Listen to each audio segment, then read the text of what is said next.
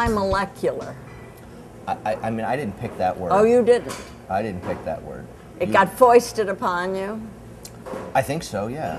I mean, that's a term, molecular gastronomy is a term coined by a scientist to describe the work that scientists were doing in an effort to understand what's happening to a souffle as it rises or an egg as it boils. We are not scientists, nor do we pretend to be. But you also have expanded, after a stroll through your kitchen, the lexicon of ingredients.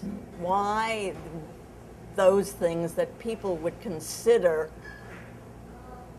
additives? Okay. How long have you had gelatin in your kitchen? Well, gelatin, good gelatin, the gelatin I make, comes off of a bone. Pectin? How do you feel about pectin? I don't use it. I don't use it. My jellies are all autoimmune. Sodium chloride? Salt? Yeah, that's an additive. Well, on that basis, you could say everything's an additive. That's different than flavor enhancer, an additive, a chemical. You can are give we it all talking sorts. MSG here? No, salt. We're talking about salt.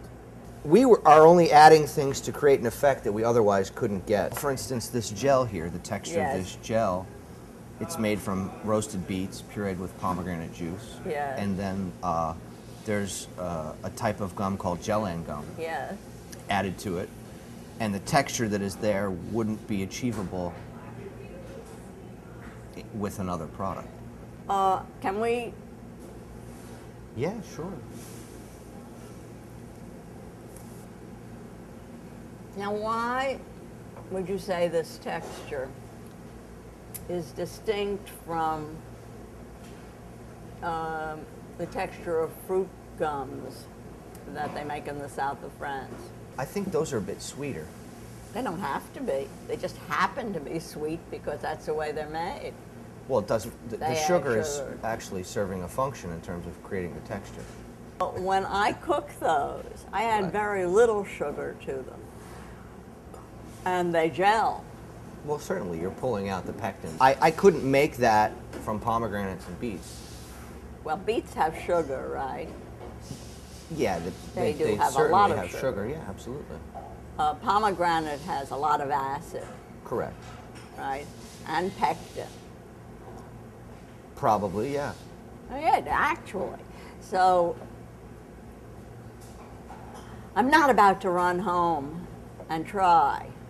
Is it better than it would be made in a more traditional way?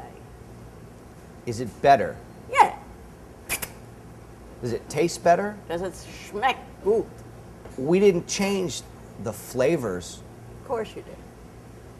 We didn't change the way the sweet potato, the mint, the beet, and the pomegranate taste. I eat with my fingers. I love that. That's a pickled sweet potato. I know her. I actually don't like that. Fair enough. But I'm Taste saying is that subjective, which is I what's beautiful. Yeah, but I have a feeling that there is more concept in that sweet potato than there is gratification, except intellectually. I'm not against intellectual gratification. I mean, we don't have anything that you've prepared that I can sort of lay Next time. my personal opinions or claims on. I mean, just because you don't like, I mean, that's fair. I can't look someone in the eye who's tasted something I've made and said that they don't like it. I can't look them in the eye and say you're wrong. Yeah, but what I'm trying to say, I think it tastes good. I wouldn't put my good name on it if I thought it was disgusting. Oh, I didn't say disgusting. Let's not get bitchy. No. What I meant was when does one cross the line between the experiment, the searching, and the final result in terms of pleasure? I think that there's something akin to peanut butter and jelly. These are peanut-crusted sweetbreads. There's very much sort of a nostalgic, childlike peanut butter and jelly reference that I get I like that from idea. the way these two things interact. There's a textural crunch. And this is a reference to chocolate sauce for the milk.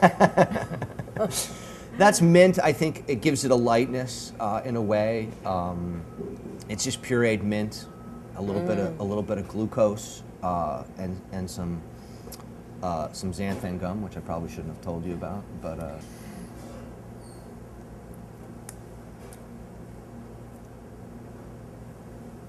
I mean, I think the mint is terrific.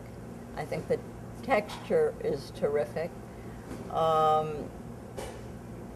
I question whether one would need the xanthan gum to get to this stage, but perhaps one would. My temptation would be to go to a super congealed veal gelatin.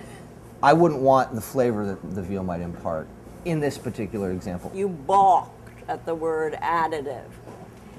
And it's because people generally consider chemicals, additives, Sure. bad things. Sure. Of course, everything is made out of chemicals. I mean, we know this. I don't have a problem with a lot of these products. The ones that I don't use are the ones that I'm not comfortable with. See, we didn't fight. I don't fight. I dispute.